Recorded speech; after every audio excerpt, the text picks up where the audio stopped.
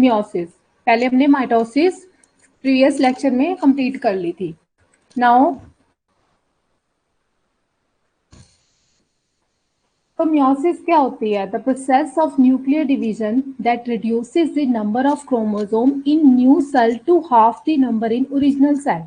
Means जो हमारा original cell है, means that is a parent cell. Parent cell से जो हमारे पास डॉटर सेल बनता है, उसमें क्या होंगे, नंबर ऑफ क्रोमोसोम्स है वो क्या होंगे, हाफ होंगे। मीन्स फॉर एग्जांपल अगर हमारे पास पेरेंट मॉलिक्यूल 2n है, तो हमारे पास मियोसिस में एंड में क्या होएगा, जो सेल का नंबर होगा, जो क्रोमोसोम होंगे उनके अंदर, that is haploid in nature, that is 2n से किस में कन्वर्ट हो जाएंगे, n में। सो that is called meiosis. Meiosis में रिडक्शन होती है, माइटोसिस में आपके पास रिडक्शन नहीं होती है। सो इसमें पढ़ेंगे the formation of haploid cells, इसमें हैप्लॉइड सेल्स बनते हैं, ठीक है। द मियोसिस, हैप्लॉइड सेल्स को हम क्या बोलते हैं, गैमीट्स बोलते हैं। The meiosis produce gametes which are haploid reproductive cells, ठीक है।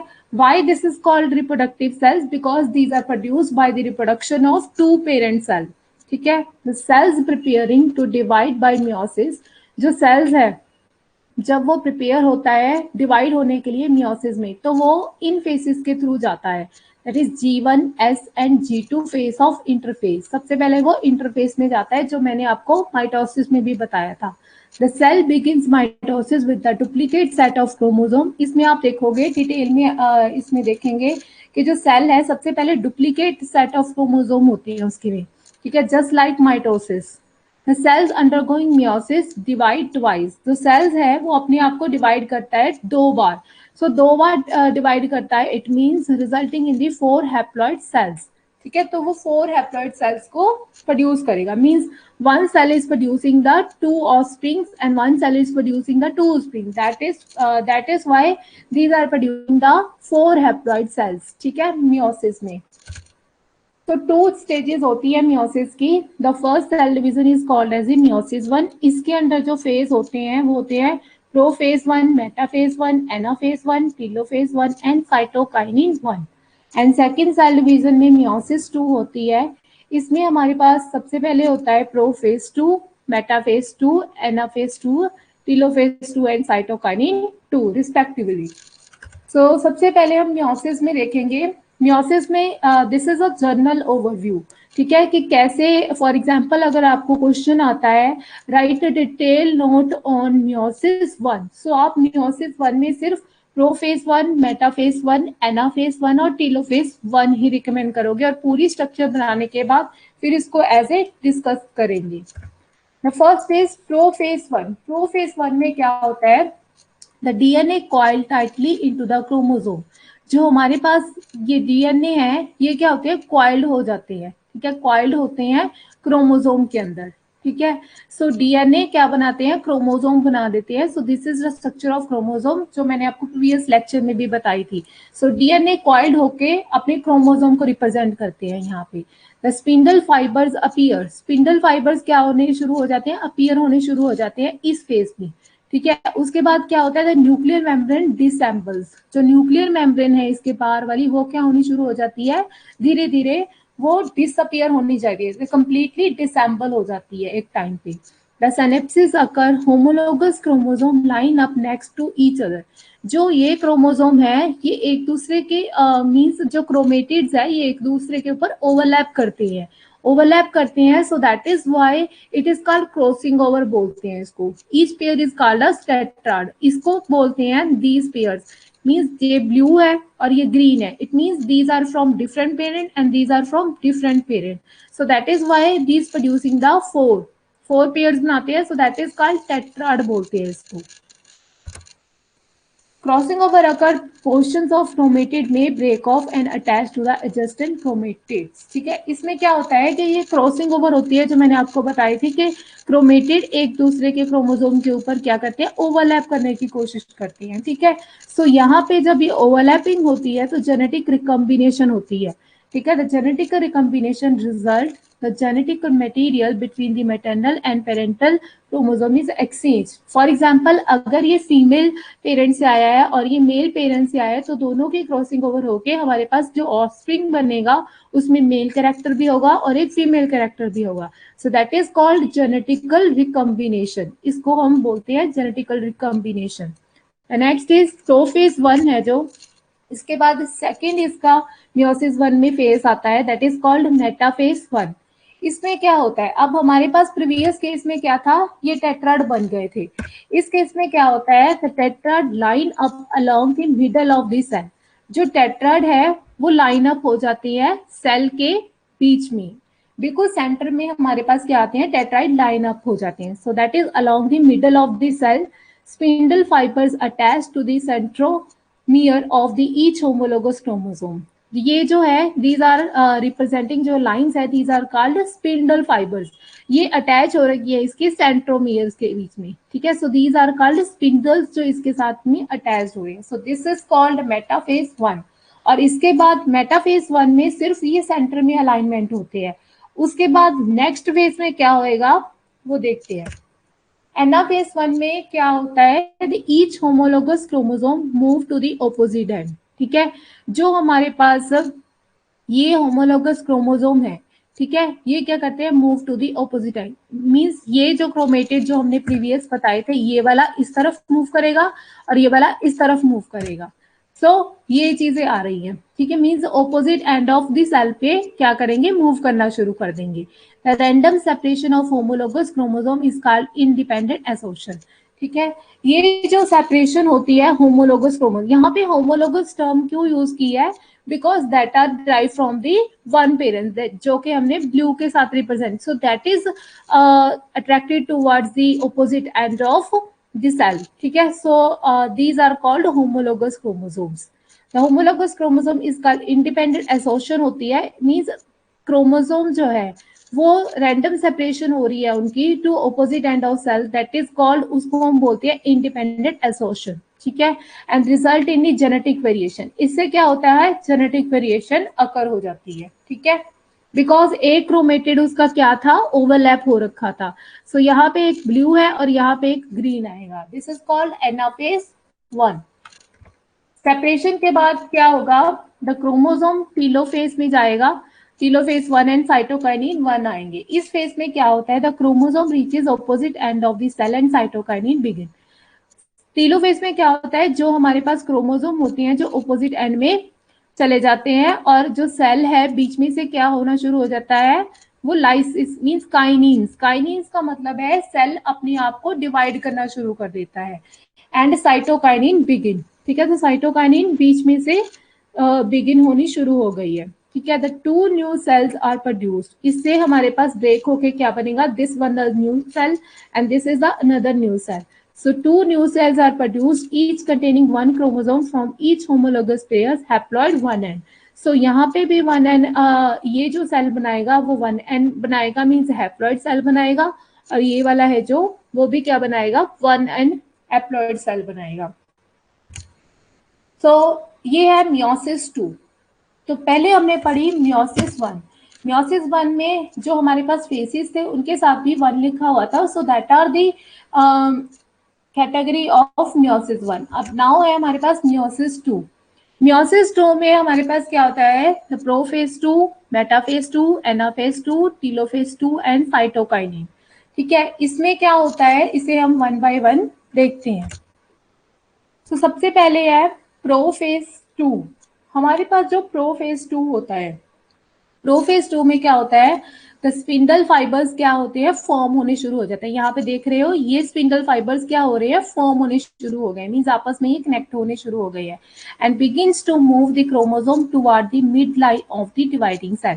और ये क्या करते हैं, ये जो क्रोमोसोम थे ये हमारे पास प्रीवियस में क्या थे, ये सेंटर में थे, लेकिन अब ये towards the mid line of dividing cell वहां पे क्या होने, मूव करने शुरू हो गए हैं. ठीक है, so this is the prophase second.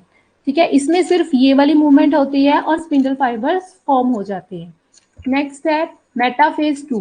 अब मेटाफेज 2 में क्या होएगा, the chromosome move to the mid line of the dividing side. जो हमारे क्रोमोसोम है, ठीक है, वो सेपरेट हो जाएंगे और सेपरेट होके जो हमारा सेल है, सेल के अंदर ये मिड लाइन में क्या होने शुरू हो जाएंगे, अलाइनमेंट होने शुरू हो जाएंगे. So the chromosome move to the midline of the dividing cell. This is called metaphase 2. इसके बाद है एनाफेज 2. एनाफेज 2 में हमारे पास क्या होता है, the chromatid separate and move toward the opposite end of the cell. जो क्रोमेटिड्स है वो क्या करने शुरू हो जाते हैं, वो सेपरेट होने शुरू हो जाते हैं. सेपरेट मीन्स वो अपने ही होमोलोगस क्रोमोसोम्स के बीच में से, मीन सेंट्रोमियर से एक क्रोमेटिड इधर आ जाएगा और एक क्रोमेटिड इस तरफ मूव करेगा. ठीक है, so the chromatid separate. Chromatid means chromosome की एक पोर्शन को बोलते हैं क्रोमेटिड. ठीक है, so chromatid separate and move towards the opposite end of cell में क्या करेंगे, ये मूव करना शुरू करेंगे. सो इस मूवमेंट के बाद दिस इज कॉल्ड एनाफेज 2. इसके बाद क्या होगा, जो वो हम नेक्स्ट फेज में देखते हैं. देखो, और ऑब्वियस सी बात है, ये केस हमने पहले भी पढ़ा था कि मियोसिस 1 में. तो एनाफेज 1 में क्या हुआ था, क्रोमेटिड मूव करने के बाद वो क्या हो गए थे, सेपरेशन होनी शुरू हो गई. तो इसमें भी टीलोफेज और साइटोकिनिन 2 में क्या होगी, सेपरेशन होनी शुरू हो जाएगी सेल्स की. The telophase 2 nuclear membrane form. सबसे पहले क्या होगी इसमें, जो ये ऑपोजिट हमारे पास एंड पे मूव करे थे, इनके ऊपर सबसे पहले न्यूक्लियर मेम्ब्रेन फॉर्म होगी. न्यूक्लियर मेम्ब्रेन फॉर्म होगी जो ये रेड कलर से दिखाई हुई है. ठीक है, in each of 4 new cells. ठीक है, सभी में क्या बनेगी, nuclear membrane. The cytokinin 2 4 new cells are formed each with the half of original cell number of chromosome. अब ये पता चला कि इसमें क्या है कि हमारे पास एक क्रोमेटिड है, इसलिए इसे एन नंबर बोलते हैं, इसको भी एन नंबर. तो हर एक जो हमारे पास सेल यहाँ पे बनेगा वो हैप्लॉइड बनेगा. ठीक है, मींस उसका जो क्रोमोसोम नंबर है उसमें एन नंबर ऑफ क्रोमोसोम होगी, 2n नहीं होएगा. ठीक है, so that will forming the haploid offspring cells. ठीक है, सो साइटोकाइनिन जब ये डिवाइड होगी, इसके बाद क्या होगा, ये टीलोफेज में ये दोनों चीजें, अब साइटोकाइनिन डिवाइड हो जाएगी, साइटोकाइनिन के अंदर सेल डिवाइड होएगा और 4 हैप्लॉइड ऑफस्प्रिंग सेल्स प्रोड्यूस करेगा. ठीक है, इसमें ये तो थे जनरल के यहाँ पे पता होना चाहिए कि मियोसिस में क्या होता है. ठीक है, सो 2 फेजेस के एंड में हमारे पास क्या रिजल्टेंट आए, 4 हैप्लॉइड ऑफस्प्रिंग सेल्स प्रोड्यूस हो गए. ठीक है, ये बीच में से कट हो गए, ये सेपरेट हो जाएंगे. ठीक है, so these are called meiosis. तो ये हमने पढ़ी मियोसिस. अब हम पढ़ेंगे ये ह्यूमन बीइंग में सेल रिप्रोडक्शन कैसे होती है. ठीक है, डेवलपमेंट ऑफ गैमीट्स के बारे में हम थोड़ा पढ़ेंगे. In animal the only cell that divide by meiosis are those that produce gamete. Animals में क्या होता है कि जो सेल है, ठीक है, वो डिवाइड होते हैं सिर्फ और सिर्फ मेयोसिस के थ्रू. ठीक है, and are those that produce gamete within the reproductive organ. For example in human being, human में मेल कैंडिडेट टेस्टिस प्रोड्यूस करता है एंड ओवरीज जो है वो फीमेल कैंडिडेट्स के अंदर होती है. ठीक है, सो उनमें गैमीट्स की फॉर्मेशन कैसे होती है वो हम देखेंगे इसमें, because that is also the part of. Example में पूछ सकते हैं, for example give the example of meiosis, explain it in detail. So उस क्वेश्चन का आंसर आपका ये स्लाइड्स होगी. सो फर्स्ट सबसे पहले क्या करेंगे हम, डेवलपमेंट ऑफ गैमीट्स कैसे बनते हैं वो देखेंगे. स्पर्मेटोजेनेसिस क्या होती है. स्पर्मेटोजेनेसिस क्या होती है, in the testis the male gametes known as sperm cell और स्पर्मेटाजोआ. ठीक है, जो मेल गैमीट्स होते हैं उनको हम बोलते हैं स्पर्म सेल्स और स्पर्मेटाजोआ बोलते हैं. ठीक है, these are called sperm cells. One diploid cell divide mitotically to form the 4 haploid cell. ये जो हमारे पास सेल है, ठीक है, ये माइटोटिकली डिवाइड होएगा. इट मींस माइटोसिस के एंड में, मियोसिस के एंड में हमारे पास क्या होंगे, 4 हैप्लॉइड सेल्स प्रोड्यूस होते हैं. सो इसके भी एंड में पहले तो ये 2 सेल्स प्रोड्यूस करेगा, ये 2 सेल्स आगे क्या प्रोड्यूस करेंगे, 4 हैप्लॉइड सेल्स प्रोड्यूस करेंगे. ठीक है, form the 4 haploid cells called the spermatids. इनको हम बोलते हैं spermatid in case of male candidate. each develop into the mature sperm cell. ठीक है, so these are called sperm cell. The next is development of gametes in female. ठीक है, so उसको हम बोलते हैं oogenesis. ठीक है, the production of mature egg cell और ova. सबसे पहले क्या होता है, हमारे पास ओवा प्रोड्यूस होता है. दैट इज ये एग सेल की प्रोडक्शन कैसे होती है वो हम बताते हैं। तो सबसे पहले हमारे पास पेरेंट सेल है, a different reproductive cell divide meiotically to produce and one mature egg cell। ठीक है, सबसे पहले ये क्या करेगा, ये हमारे पास फीमेल का गैमीट है, ये म्योसिस होगी, इसमें म्योसिस 1 और म्योसिस 2 होगी, लेकिन इसमें 2 सेल्स तो प्रोड्यूस होगी, लेकिन एक लार्ज सेल होता है और एक स्मॉल सेल्स होते हैं। ठीक है, सो ये जो हमारे पास नेक्स्ट में डिवाइड होती है, ये एक लार्ज सेल प्रोड्यूस करता है, that is called egg cell, और ये जो छोटी छोटी सेल्स होते हैं इनको बोलते हैं पोलर बॉडीज। ठीक है, सो इसमें इक्वल डिवीजन नहीं होती फीमेल में। ठीक है, so this produce one mature egg cell that is called ovum भी बोलते हैं इसको, and 3 polar bodies which will degenerate. ठीक है, ये जो एंड में क्या हो जाती है, डीजनरेट होना शुरू हो जाता है। Cytoplasm is not evenly distributed in cytokinesis, means इसमें इक्वल डिवीजन ही होती है सेल डिवीजन में, जब साइटोकाइनेस के अंदर सेल डिवीजन होती है।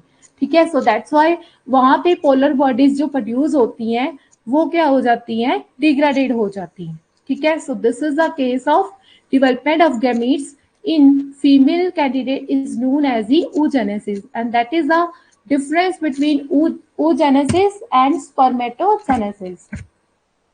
So sexual reproduction में क्या होता है, the production of offspring through meiosis। ठीक है, तो हमारे पास प्रोडक्शन होती है ऑफस्प्रिंग की थ्रू द मियोसिस।